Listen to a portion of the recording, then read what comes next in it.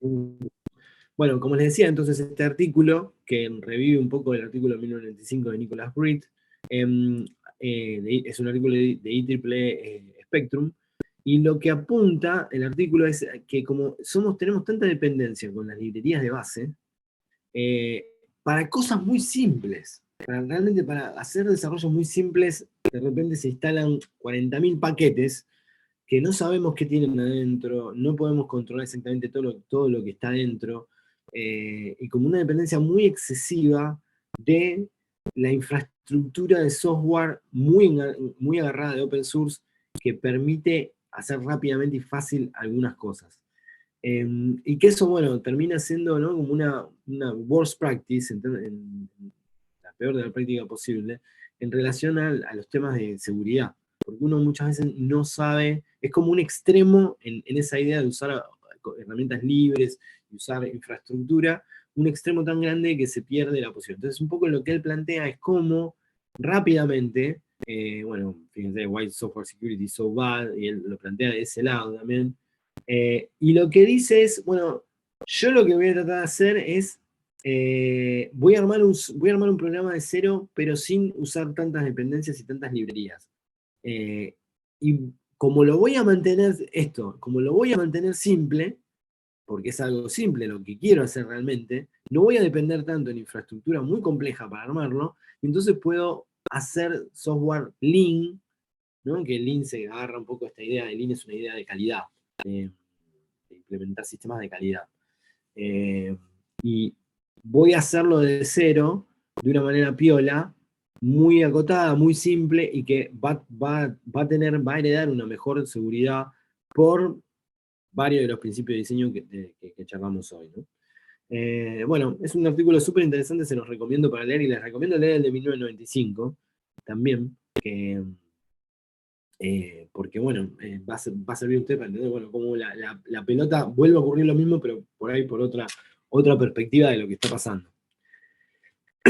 Bueno, les quería decir eso para dejarles después, este artículo después se los dejo, lo voy a subir, y lo que vamos a hacer es arrancar con la parte de flujo de información, ¿no? Creo que podemos ver la clase entera y después ustedes seguramente por ahí la clase que sigue, ya, por ahí Pablo lo retoma un poco y, y lo vemos. ¿Cuál es la idea del tema de flujo de información?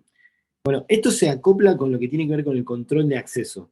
El control de acceso a los sistemas, que ahora está más adelante, nosotros lo vamos a ver más adelante. Yo ahora se los comento rápido, después lo vamos a ver más en detalle. Entonces, supónganse que y el tema del flujo de información es súper importante para lo que es la captura de requerimientos. O sea, los mejores capturadores de requerimientos que van a nivel al cliente y entienden lo que se siente son los que pueden entender el flujo de información que va a haber entre todas las partes, y con eso hacerse una buena película general de por dónde viene la mano de lo que hay que construir. Cuando ustedes necesitan, por ejemplo, permitir a los docentes escribir los exámenes o impedir que los alumnos accedan a los mismos, una de las maneras que se hace es con las listas de control de acceso, que se llaman ACLs, que ya lo vamos a ver en detalle. Bueno, esto tiene sus ventajas, tiene sus desventajas, eso lo vemos todo en la clase de control de acceso. Y acá está el punto, ¿sirve el control de acceso como un mecanismo efectivo para garantizar el tema de la seguridad? Y la respuesta un poco a eso es que sirve, pero desde una visión muy estática de las cosas. Cuando las cosas están todas iguales, cuando no hay ningún cambio y simplemente son un montón de objetos digitales que entidades digitales quieren tener acceso y quieren poder hacer cosas con esos objetos. Pueden ser diferentes acciones y sobre diferentes objetos, ¿no? Como sea lectura, escritura, ejecución, etcétera, etcétera, etcétera. Entonces, cuando uno mete a ese tema de la restricción, ¿no?, que puede dar de vuelta, puede estar dado también por las políticas, tanto las mandatorias de base como las discrecionales, y sobre después con alguna cuestión de permiso específico establecido, pero es como una visión muy estática de las cosas. Entonces, por ejemplo, ¿qué pasa si alguien un editor de texto guarda una copia en /tmp mientras se trabaja con un documento? Y el editor lo hace porque simplemente la guarda por si se apaga en ese momento la computadora y quiere recuperarla, el trabajo que está haciendo, ¿no? Entonces, es decir, hay una cuestión de movimiento de información, hay una cuestión de un flujo de información que se mueve de un lado al otro cuando incluimos la parte dinámica dentro del problema, que las cosas cambian, que no son estáticas. Entonces, las políticas por lo general restringen el flujo de información y no el acceso a los objetos puntualmente. Entonces, eso es la política general, es evitar que un empleado sepa el sueldo de otro versus evitar que un empleado acceda a la base de datos de los sueldos, que son cosas distintas. Entonces, los ACL no sirven, sí que sirven, pero por lo general son mecanismos abiertos y que tienen que ser complementados. Los ACL son más mecanismos más restringidos desde el punto de vista estático, de una visión más estática de la situación, de la problemática del acceso, de, de, el control de acceso en general y el control del flujo, de cómo la información se mueve. ¿Qué es esta diferenciación, no? Entonces, la información no es estática, que puede actualizarse, que puede copiarse, y ese es el cambio que hay que considerar para que se va más allá del control de acceso. ¿Qué aparece acá? Aparece teoría de información. Ustedes no ven en muchas materias teoría de información. Los que están cursando CIA, vamos a ver un poquito más adelante una breve parte de teoría de información, porque es importante para alguna de las áreas de Deep Learning, el tema de entender teoría de información. Teoría de información es una materia específica que en general es de los últimos años de las carreras de grado y es una materia de posgrado, a donde se ve toda la matemática que implica estudiar cómo es qué significa información desde una definición matemática, porque hay una definición estricta de matemática de lo que es información. Y esa definición está asociada a la que es la idea de la entropía.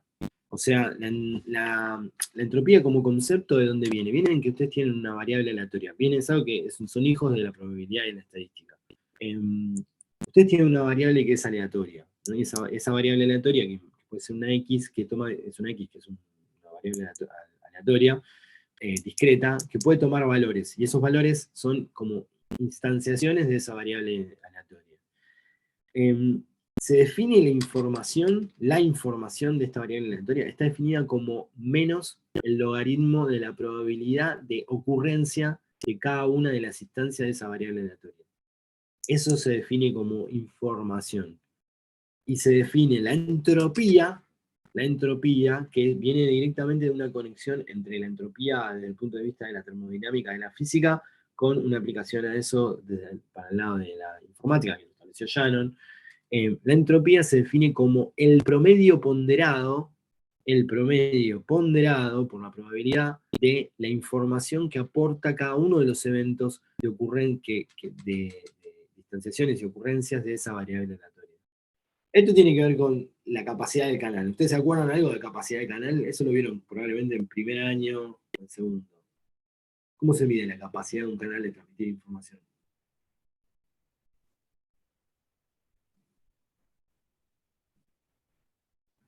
Ustedes supónganse que tienen un cable y quieren transmitir algo en el cable. ¿Cómo hacen? La manera más básica, un cable eléctrico, de cobre. ¿Cómo hacen para transmitir información por ese cable? La manera más simple que hay.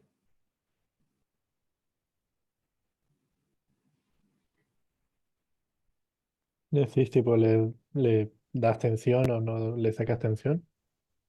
¿Cómo?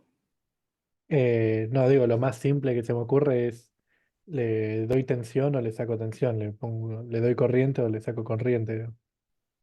Perfecto. Eh, ¿Cómo, eso. cómo se llamó ese sistema de transmisión de información? Tal cual como lo definiste. Así como lo definiste es el telégrafo. Así exactamente era el telégrafo. Ah, sí. Es, esa es básicamente la manera más simple que vos tenés para hacer un mecanismo de transmisión. O sea, fíjate que ahí desde el punto de vista de información, ¿qué estás transmitiendo?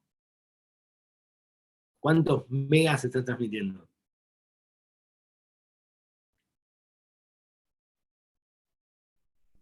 No, bueno, lo podés ver como ceros y unos. Digamos, depende de qué tan, o sea, tantos bits por segundo, digamos, depende de qué tan rápido puedas enchufar y desenchufar o bueno, en el caso del Perfecto, telégrafo, perfecto. tocar el cosito. Entonces, Perfecto, exactamente. Exacto lo que dijiste es como es. Exactamente. Vos definís una especie de clock que va a decir, bueno, y a qué frecuencia vos vas a estar transmitiendo un valor, un 0, un 1, un activo o no activo, y ahí tenés BPS. Tenés una tasa de transferencias en BPS dada por tenés un único canal, entonces es solo uno, y dependiendo de qué velocidad vas a tener una idea de una transferencia de información.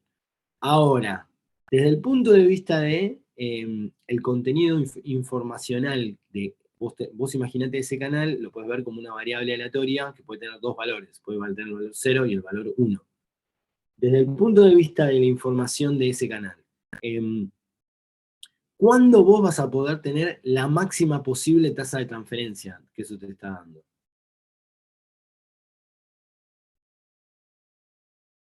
¿Cuándo vas a tenerlo? Dependiendo, o sea, eso va a ser algo que va a depender mucho de lo que... Vos imaginate que, por ejemplo, que en el caso ese que es prendido y apagado, suponete que vos lo que haces por ese canal, avisás que viene el enemigo, ¿no? Suponete que vos le decís, che, mirá Claro. que, pum, le mandás lo mandás un bit solo y es viene el enemigo. Mm. Entonces, ese viene el enemigo, en general, el canal, ¿qué valor va a tener? Y en general un 0 y lo cambias a un 1, digamos. Exacto, exacto. Entonces, ¿qué te aporta, vos como receptor, qué te aporta más información? Más información. El hecho de que ese canal, que puede tener dos valores, esté en 0 o esté en 1. Eh, o en realidad sería en 1 porque me saca de... Yo estaba tranquilo hasta que me mandaron que venía el enemigo, pero en realidad ambos te dan igual de Exactamente. información, ¿no? Porque... No te dan igual de información. Y ahí está un poco lo que se establece con esto. ¿Por qué razón? Porque cuando vos estableces esto, cuando vos estableces la información, la probabilidad de.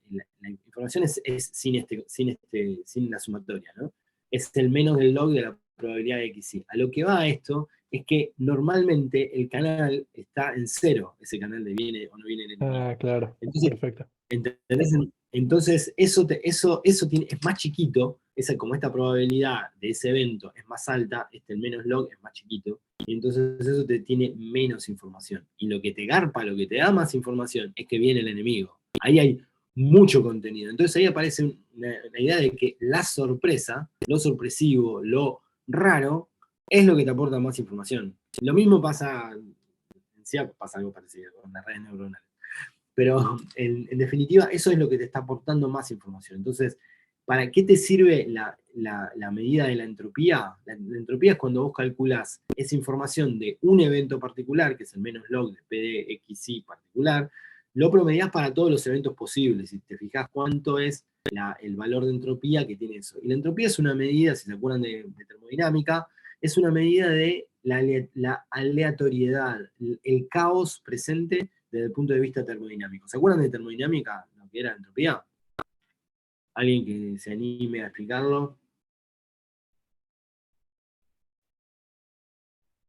Vale tirar fruta.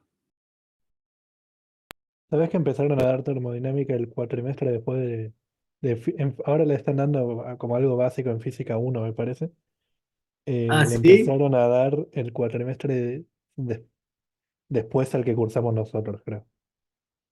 1 o 2 cuatrimestres después. ¿Ustedes no la cursan termodinámica? ¿No la cursan? ¿No la cursan ahora termodinámica No, entonces? la materia termodinámica no la cursamos. No, no, claro, la materia no, porque Pero, lo ven en física, ¿o no? Un poco. no. Ahora los chicos que ahora le están cursando sí lo ven, nosotros no lo vimos, digamos. Ah, Ten- bueno, qué Tengo lástima. entendido que la entropía es como representa el caos en un sistema a nivel energético. Claro. Entonces todo tiende a menor entropía, algo así. No, al revés, al revés. La entropía en Ah, termodinámica tiene que ver con lo siguiente. Si vos agarrás un vaso, vos agarrás y calentás un mate, y ponés el mate en una habitación, y el mate está a 40 grados o a 50, y la habitación está a 20, ese sistema, el sistema habitación-vaso, va a tender, va a tender a que el calor interno dentro del mate se va a difundir en la habitación. Y lo que va a tender es a un lugar a donde la misma temperatura, 21, ponele, está en toda la habitación completa y el mate está frío. ¿Entendés? La entropía es eso. La idea de la entropía tiene que ver con eso, con el estado, con la medición de las posibilidades de todos los estados posibles de un sistema, de cuáles son las variantes de todo, ponderadas, es esta misma fórmula, pero para temperatura, de un sistema. Es la idea de que, y tienen muchas implicancias filosóficas, ¿no?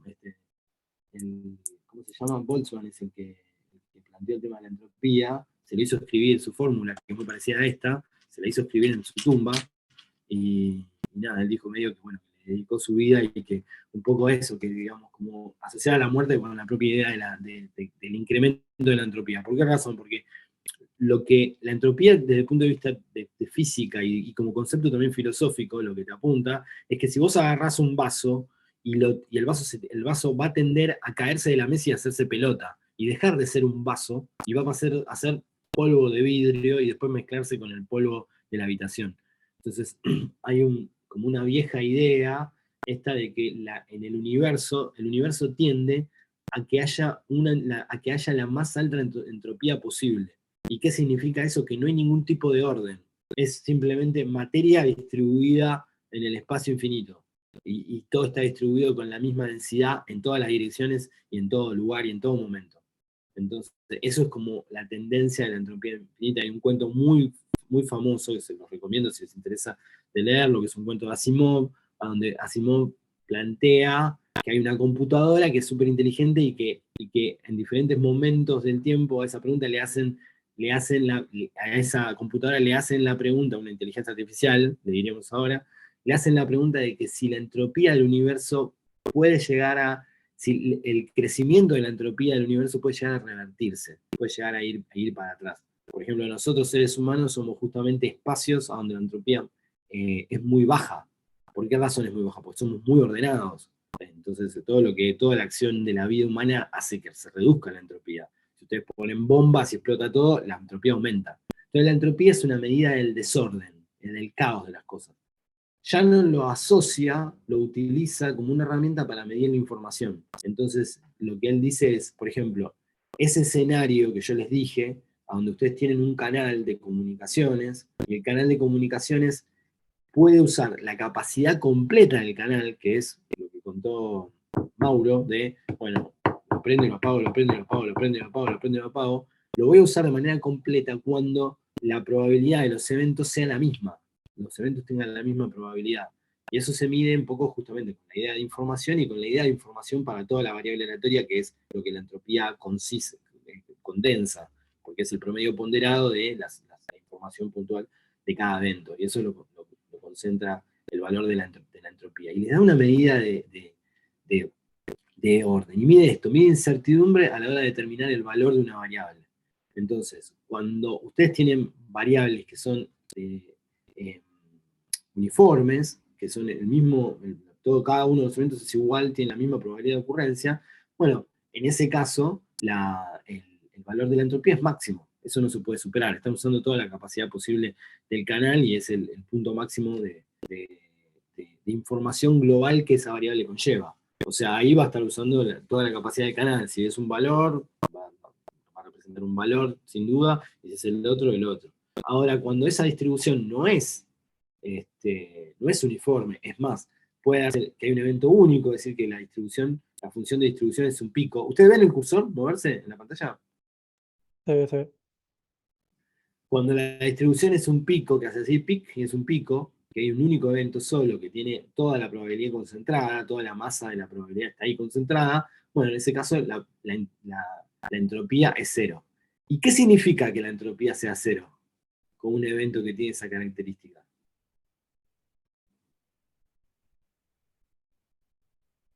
Es lo que está ahí, ¿no? Es que hay un único evento, que está todo concentrado en un evento, digamos. Claro, y En un dato. claro, en un valor, pero eso es, fíjate que en ese caso tenés todo concentrado en un evento, entonces, ¿hay información ahí o no hay información?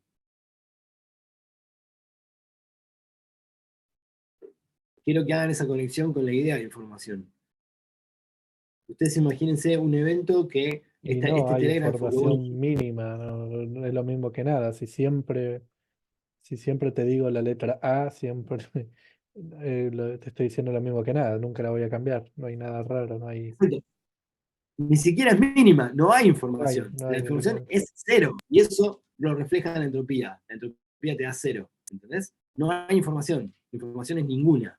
Por eso, porque lo único que puedes mandar es un único valor. Por lo tanto, es lo mismo que no mande nada.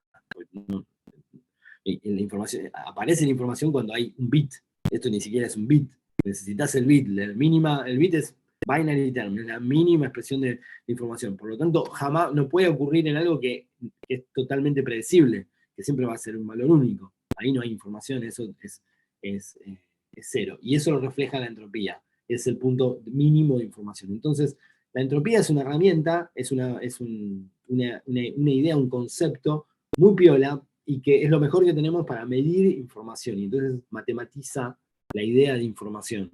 La lleva a algo muy concreto y un mundo, porque de acá sale un mundo, porque esto se contacta con temas de temas de matemática, de teoría de la medida, de espacios geométricos particulares que toman las curvas de información, con probabilidad estadística. Tiene muchísima aplicabilidad en inteligencia artificial también, porque se usa muchísimo en machine learning, aprendizaje automático también.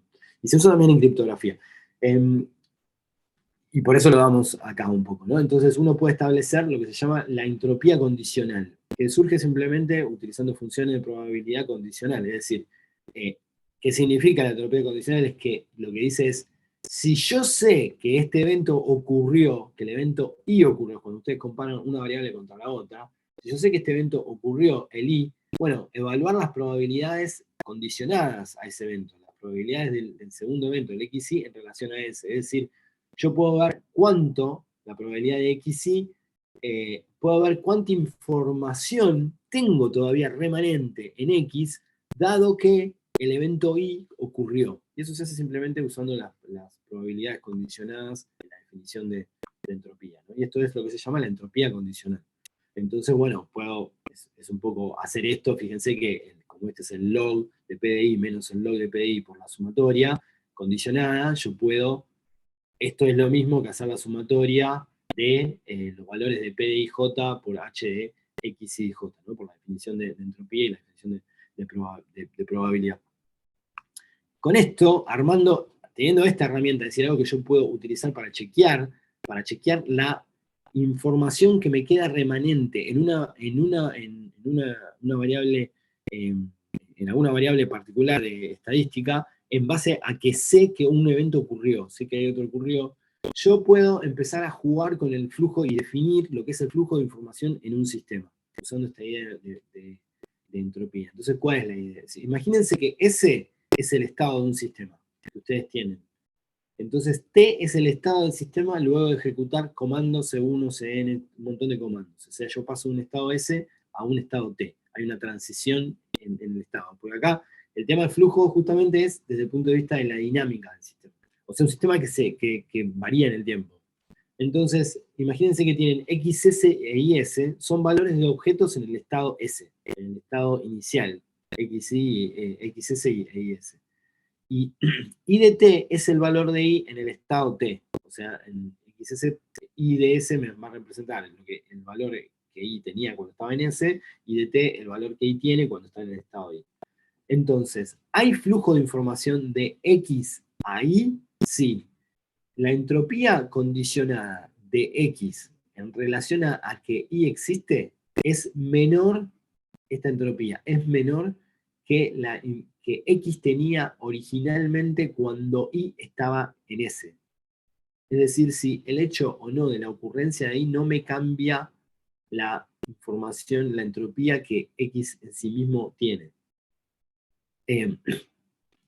Digamos, esta es la condición. Si Y existe en el estado S, o sea, ustedes pueden evaluarlo con I, y eventualmente, en el caso de que I no exista en el estado S, es decir, que I solo exista en el inicial, pero en el otro no lo tienen, que ustedes puedan evaluar que la entropía que ustedes tenían en X, en S, en relación a I, a la ocurrencia de I, es menor que la intrínseca explícitamente que tiene S sin depender de I.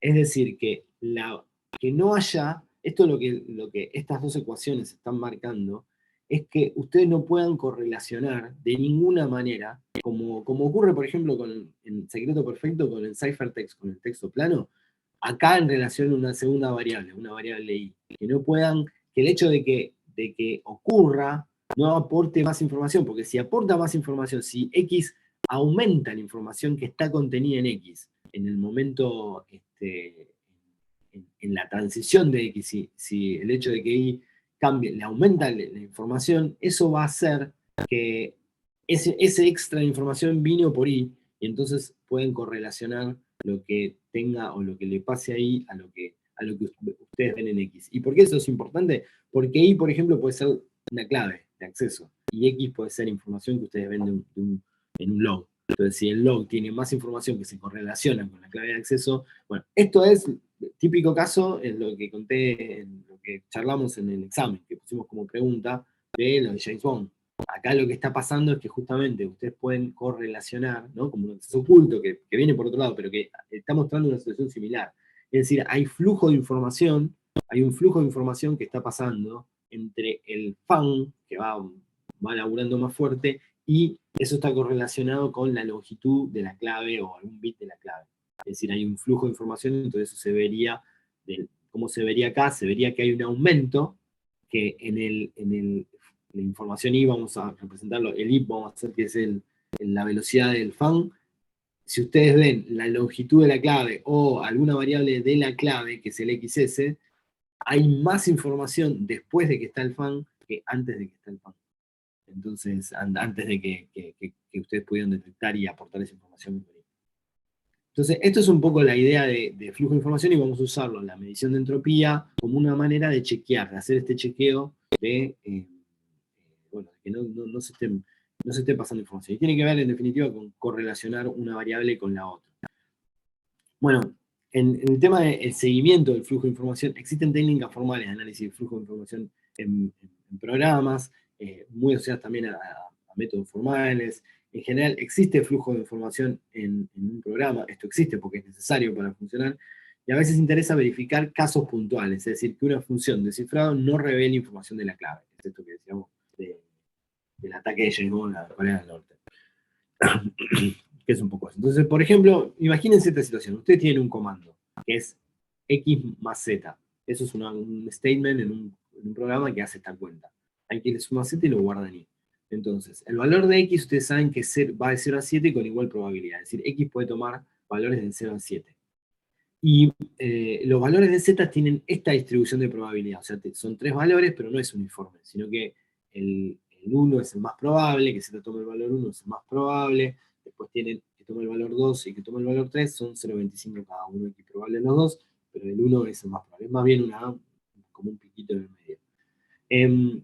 Entonces, ustedes lo que hacen es calculan con la función de la entropía natural de X, sin condicionar de X, que es simplemente hacer la cuenta, el promedio ponderado de los valores de todas las probabilidades con los logs de las probabilidades de la uniforme. Y esto le va a dar 3. O sea, lo cual tiene sentido, porque fíjense, ¿por qué da 3? Esto normalmente entropía lo que da es en bits. Información, si el logaritmo es el logaritmo en base 2, esto da información en bits. Entonces lo que les está diciendo es que el valor X, como es equiprobable, pueden usar la capacidad máxima del canal, y la capacidad máxima del canal es justamente la cantidad de valores posibles que ustedes van a mostrar. De 0 a 7 hay 8, eso significa que es 2 a la 8. 2 al cubo, que es 8. Y lo que le está dando justamente es 2, porque son 3 bits. ¿Se entiende? ¿Me entendieron eso? Esa cuenta que hice. Si entendieron eso, les va a servir un montón para todo. ¿Alguien me quiere preguntar algo? Yo tengo una duda de que no me quedó Dale. claro algo de antes. ¿Sí? En el anterior, cuando habíamos hablado, bueno, en el anterior, la ecuación, no, estaba bien en el anterior. La ecuación que por si hay o no información. No, digamos, dos para adelante, me parece que es. No tengo acá el pedo. Para. Tucu. Acá, Eh, esto es la entropía. no, después de eso, Ahí después, está. está claro. Si hay flujo. Si hay flujo, sí.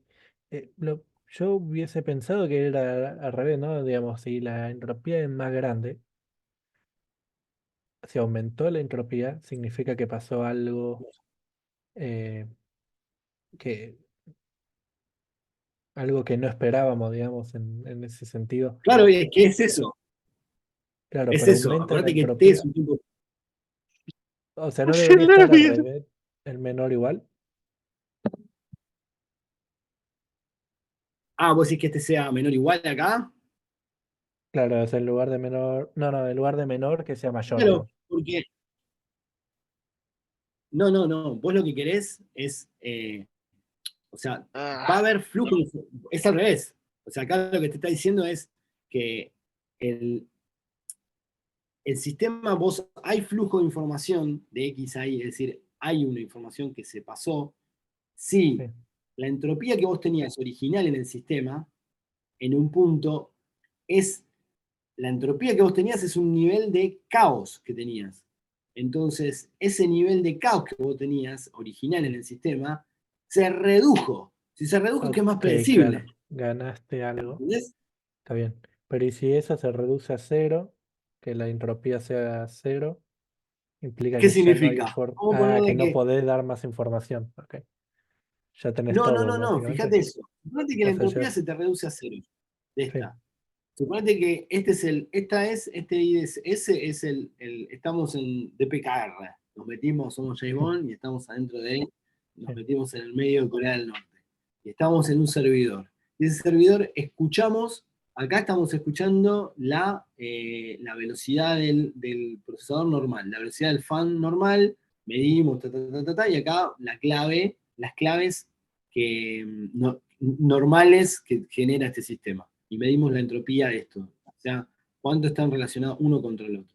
Y lo que vemos ahora es, hacemos lo mismo, ahora, después de que generamos una clave, medimos la velocidad, este es el IDT, medimos la velocidad del fan a través del sonido, y ahora nos fijamos cuánto varió esa entropía de las claves generadas en relación a eso. Y vemos que se hizo cero.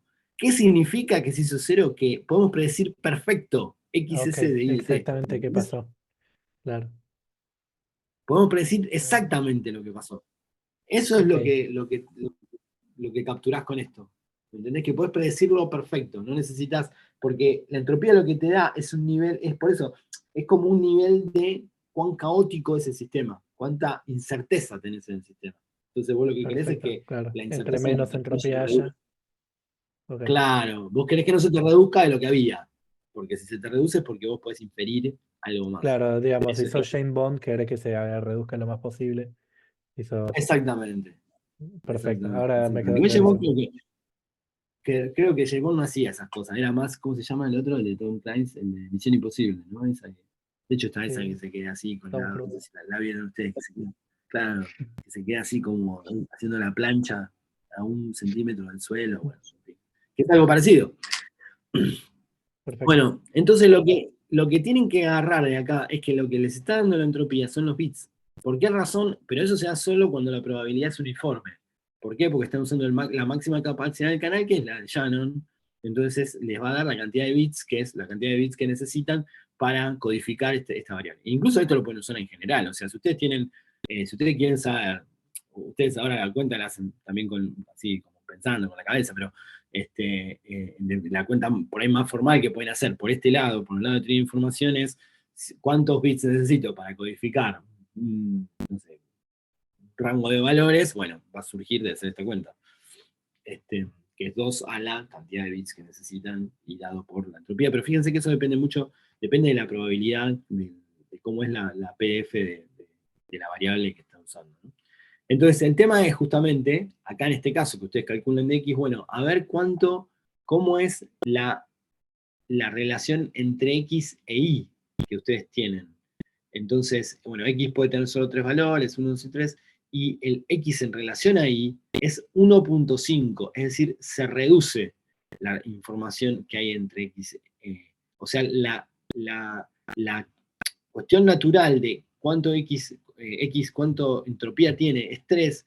Cuando ustedes saben Y, el caos en X es más chico, entonces X es más predecible. Por lo tanto, hay flujo de información de X a Y, lo cual tiene sentido, porque justamente es directo. O sea, uno se calcula en base al otro. ¿Está claro? Entonces, ahí es a donde surge la idea de que, bueno, que hay una distribución de la información de un otro. Y esta es la probabilidad condicional y surge por usar la cuenta de probabilidad condicionada entre X y Z. Entonces hay un flujo, esto demuestra que hay flujo de información entre X y Y. Lo cual tiene sentido porque depende de manera directa, ¿no? Podría no ser tan directa, podría ser justamente dado por parte del código. O sea, si X es igual a 0, entonces Y es igual a 1, si no, Y es igual a 0. O sea, acá no hay una asignación de X directa, pero está dada por el flujo de control del programa en las asignaciones que hace, lo cual es como hacer una función piecewise, ¿no?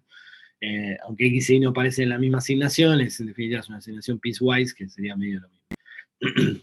Entonces, bueno, X puede ser 0, 1 con P de X igual a 5, entonces fíjense en este caso, si ustedes X que puede tomar 0 y 1, con la probabilidad de X igual a 0, que es 0,5, eso les da entropía 1, y cuando lo hacen condicionado ahí, les da directamente 0, por lo tanto hay traspaso de información. Entonces así se puede medir cómo hay traspaso de información en otro, ¿no? Lo mismo, por ejemplo, otro es por comportamiento, o sea, mientras que X es igual a 0, ustedes lo hacen con un loop. Acá no existe ninguna asignación, pero X lo pueden tomar como que es 0 y 1 con probabilidad de X igual a 0 igual a 0.5 y de 1 obvio igual a 0.5. Entonces pueden definir igual a 0 si el programa termina, hacer la asignación de que asignarle un valor de I a que el programa termine o no, porque es un loop infinito. Entonces, bueno, la entropía de X es igual a 1 naturalmente, y la entropía dado I puede ser de X, va a bajar a 0, porque simplemente ustedes pueden saber cuál va a ser el valor de X basado en si el programa termina o no termina. Entonces hay traspaso de información.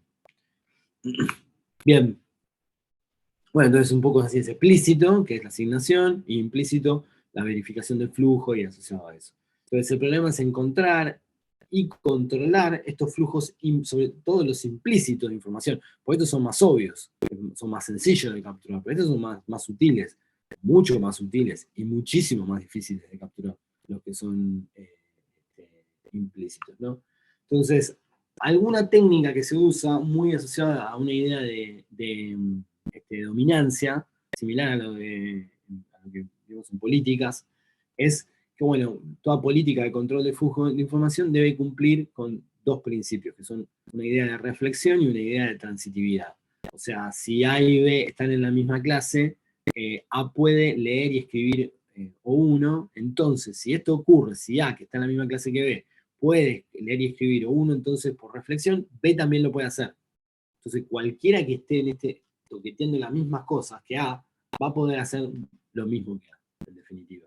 Y la transitividad, surge bastante directo de esto, si A y B están en diferentes clases, pero A puede escribir O1 y puede leer O2, bueno, B, aún estando en diferentes clases, si B puede llegar a leer O1, tener acceso de lectura a O1, eventualmente podría tener también acceso de lectura a O2, justamente porque opera de la misma manera que opera A y B. Eso es como una relación de que opera A y que opera y cómo opera B en ese lugar. Entonces, esto es un poco los dos principios generales muy enganchados por el lado de dominancia. Y esto obviamente va a enganchar también el tema después de medición del flujo a través de la entropía, ¿no?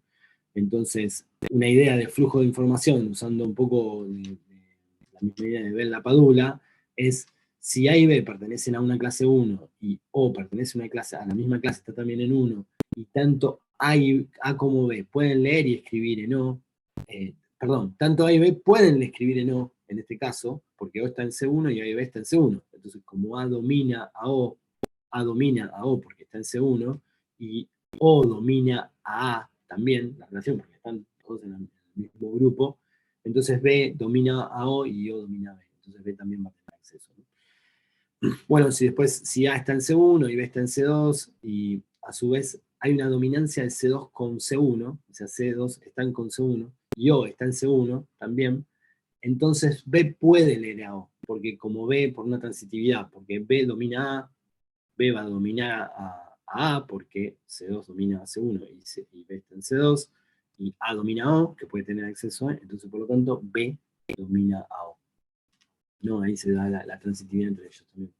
Bueno, puede ser más complejo esto con restricciones también discrecionales, muy similar al establecimiento de Bell-LaPadula, no para flujo de información, sino para las políticas, que esto es la generalidad y después puede haber una restricción más discrecional. Bueno, si está en curso la restricción B con C1, entonces A puede leer O y escribir O' en C2, que B puede leer. Un poco, muy similar a ese esquema. Esto, lo que tienen estos temas de flujo de información es que hoy son más teóricos, esto se usa muy poquito en la práctica, esto así, de esta manera.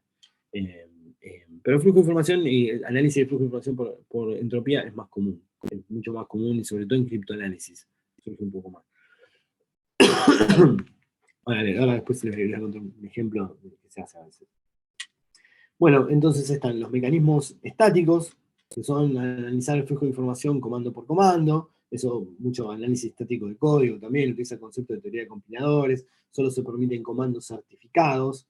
Esta parte de comandos certificados también está asociada a las ideas de lo que se dice seguranza en el sistema Hardener, donde de repente solo corren código que en algún punto está autenticado de correr. Que queda como una visión más estática. Y dinámico es, bueno, se asignan etiquetas a la información contenida. Al leer un usuario adquiere las etiquetas de esa información. Al escribir el dato lleva todas las etiquetas de uno, y cada zona tiene un conjunto de etiquetas requeridas y prohibidas. Es un mecanismo similar un poco ahí a Viva también. Bien, ejemplo. En esferas gubernamentales, cuando un oficial adquiere derecho de acceso a información confidencial, deja de poder emitir comunicados oficiales públicos. ¿Eso es por qué razón? Bueno, porque él puede ver esa información pública, entonces para que no se le escape nada, ahora no puede hablar, perdón, porque ahora puedo leer esa información confidencial, para que no se le escape nada, ahora no puede más hablar en público, ¿no? Bien, pero bueno, el control de información puede escapar al ámbito técnico, porque cómo impedir que hablen formalmente, cómo impedir que impriman la documentación, cómo impedir que fotografía de la pantalla. Y acá, este punto, este pero grande, es lo que les conté antes. Es ese dibujo que eso está en todo lo que vamos a contar acá. Todo lo que contamos, no solo en esto de flujo, está en toda esta clase, y está en la materia, y está en toda la disciplina general de seguridad informática. O sea, solo se puede controlar y se puede hacer algún mecanismo técnico, pero después está todo lo que excede a lo técnico. Por eso los mayores ataques de estas cosas no son por análisis de flujo. O algunos hay, ¿no? Por esto que les digo, pero por ahí como el de Corea del Norte. Sino más bien porque alguien, una persona, deja un password escrito en un lugar, o lo llaman por teléfono y le hacen un chamullo y lo convencen de que den información sin que ni se dé cuenta. Bien, bueno, ya estamos terminando. Entonces, un poco, acá aparece la idea del sistema de confinamiento. Ese call server que estaba en el examen. Un sistema ideal permite que una entidad accede solo a los recursos para los cuales está autorizada. Esa es la parte, bueno, relativamente fácil del problema. Existen mecanismos seguros para hacer esto. Y no revela información de ningún tipo a quien no esté autorizado a hacerlo. Esta es la parte difícil del problema. Y la idea del problema de confinamiento es, bueno, prevenir que un servidor revele información que el usuario del servicio considere confidencial, ¿no? Eso es como un gran objetivo de seguridad, un gran objetivo de criptografía también, que bueno, se manifiesta como la idea, bueno, yo quiero confinarlo. Entonces, eventualmente puedo hacer aislación total. Entonces, la idea de aislación total es esto de, similar a lo que charlábamos de los mecanismos mecanismos exclusivos y de la aislación del sandboxing, donde bueno, el proceso no puede comunicarse directamente con otros procesos. El proceso tampoco puede ser observado por otro. Entonces, de esa manera no revela información. En la práctica, bueno, los procesos usan, en definitiva, recursos medibles, como la memoria, los ciclos de CPU, espacio en disco de ancho de banda. Es más, ustedes supónganse que no tienen el tema del fan, que hace más ruido. Bueno, genera más calor, puede generar más calor. No solo eso, puede generar más o distintas señales electromagnéticas que se pueden capturar en el cuarto de al lado. Entonces es muy difícil, porque es muy difícil que un sistema en sí mismo esté aislado. Entonces, en algún punto u otro, por algo se puede llegar a escapar información. Entonces, bueno, los procesos, por ejemplo, de una situación, un ejemplo, donde hay dos procesos A y B que no pueden comunicarse entre sí, pero de repente ambos comparten el mismo sistema de archivo. Y si no comparten el sistema de archivo, quizás comparten, bueno, obviamente el procesador, y eventualmente comparten la memoria. Entonces, a través de todos esos aparecen canales ocultos. Y sobre los canales ocultos, lo que se llaman los canales side channel attack, los canales que explotan, ¿no? Porque todos esos son recursos eventualmente observables. Entonces, un canal de comunicación que no fue diseñado para ello, es decir, que se usó del leakage, y ahí aparece la idea del leak de información. ¿Qué va a ser el leak? va a ser algo que me va a permitir reducir la entropía condicional de lo que yo quiero permanecer oculto. ¿Por qué razón? Porque hay alguna relación de correlación entre los dos. Entonces, la clasificación de los canales ocultos puede ser espacial, que utiliza atributos de los recursos compartidos, o un canal oculto temporal que usa información temporal o de orden en el acceso a recursos compartidos, ¿no? Puede ser tanto espacial o temporal. Puede tener atributos, que es el ruido, que es la capacidad de interferencia no premeditada de terceras partes, y el ancho de banda, que tiene que ver con el canal de transmisión, un poco con la tasa de transmisión. Este es el canal oculto que se puede expresar. Por ejemplo, en una época había sistemas de DRM. ¿Saben lo que son los sistemas de DRM? Sí. Sí, ¿qué O es? sea, para programas, son como para que no los puedas piratear. Exacto, para que no Válidas. puedas piratear. Exactamente, es para cualquier asset digital, los sistemas de DRM. Entonces, en una época era muy común, no sé si se acuerdan ustedes, pero por ejemplo, el tema de los DVD eran por regiones, eran incluso por regiones. Entonces, había una región, si ustedes están en la región argentina, no podían reproducir DVDs que eran para la región 1, que era Estados Unidos. Y también es algo parecido se hizo con las películas. Entonces, por ejemplo, si mandaban una película para los cines de Argentina, la película la mandaban con un sistema de DRM especial para que solo se pueda reproducir en un reproductor apto para Argentina y les mandaban la información para eso. Había un sistema de DRM muy digital. Pero ¿qué pasó? Bueno, en una época era muy común las pirateadas hechas con gente filmando la película adentro del cine.